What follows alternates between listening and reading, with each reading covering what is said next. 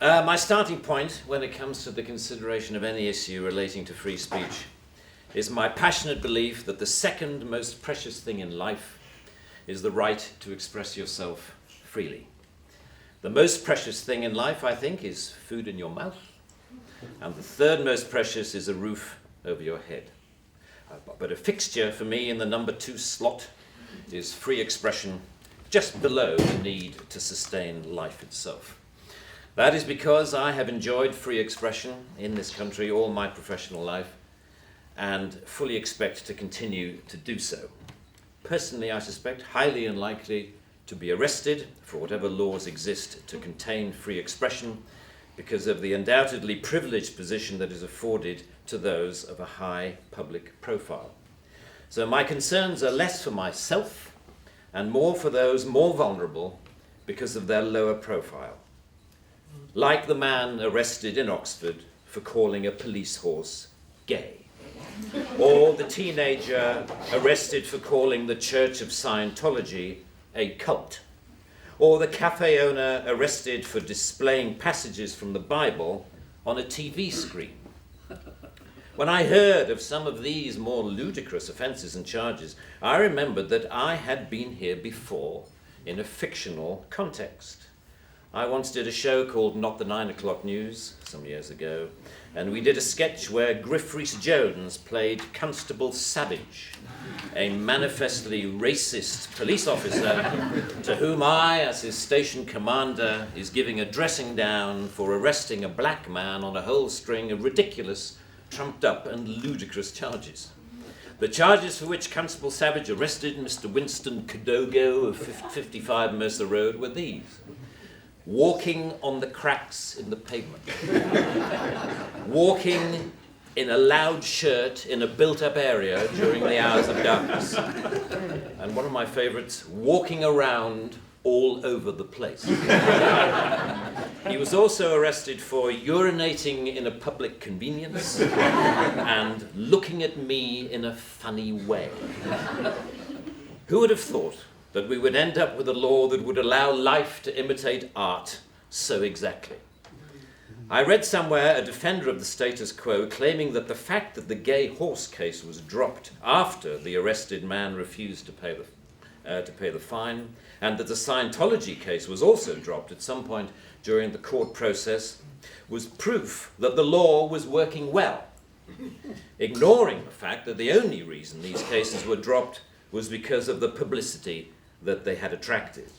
The police sensed that ridicule was just around the corner and withdrew their actions. But what about the thousands of other cases that did not enjoy the oxygen of publicity, that weren't quite ludicrous enough to attract media attention? Even for those actions that were withdrawn, people were arrested, questioned, taken to court, and then released. You know, that isn't a law working properly.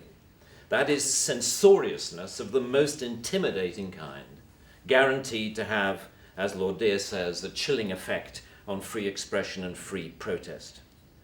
Parliament's Joint Committee on Human Rights summarised, as you may know, this whole issue very well by saying, while arresting a protester for using threatening or abusive speech may, depending on the circumstances, be a proportionate response, we do not think that language or behaviour that is merely insulting should ever be criminalised in this way.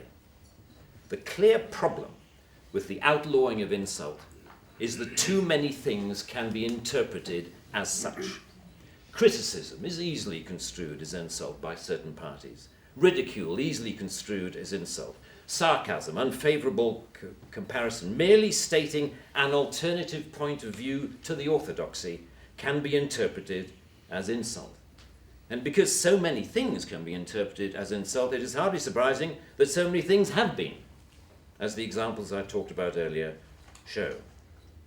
Although the law under discussion has been on the statute book for over 25 years, it is indicative of a culture that has taken hold of the programs of successive governments, that with the reasonable and well-intentioned ambition to contain obnoxious elements in society, has created a society of an extraordinarily authoritarian and controlling nature.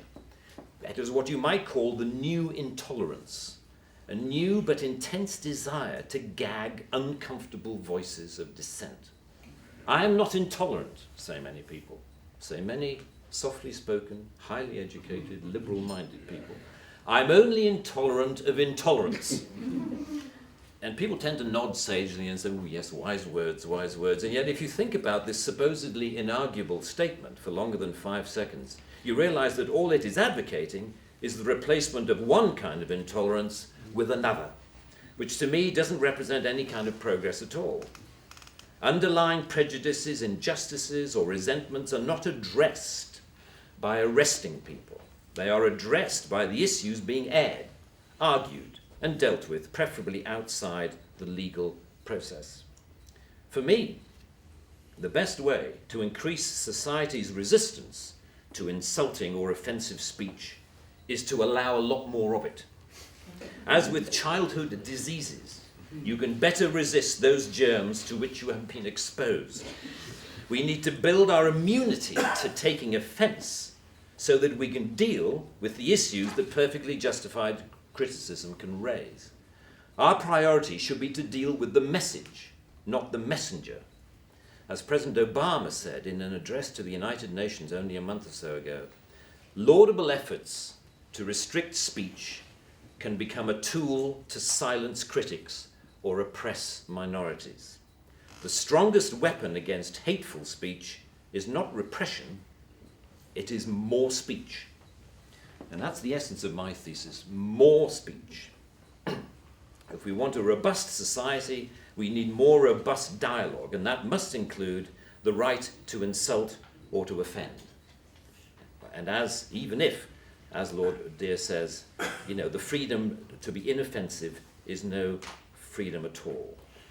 The repeal of this word in this clause will be only a small step, but it will, I hope, be a critical one in what should be a longer-term project to pause and slowly rewind a creeping culture of censoriousness. It is a small skirmish in the battle, in my opinion, to deal with what Sir Salman Rushdie refers to as the outrage industry. Self-appointed arbiters of the public good, encouraging media-stoked outrage to which the police feel under terrible pressure to react.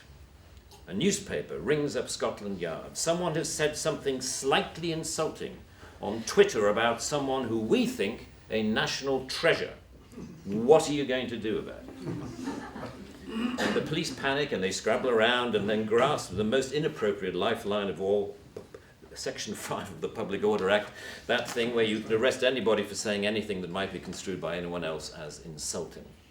They don't seem to need a real victim. They need only to make the judgment that somebody could have been offended if they had heard or read what has been said. The most ludicrous degree of latitude.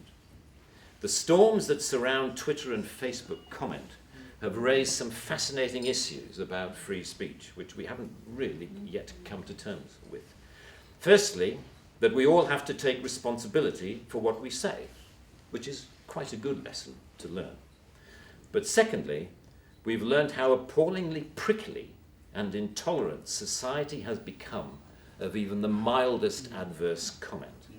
The law should not be aiding and abetting this new intolerance. Free speech can only suffer if the law prevents us from dealing with its consequences. I offer my wholehearted support to the Reform Section 5 campaign. Thank you very much.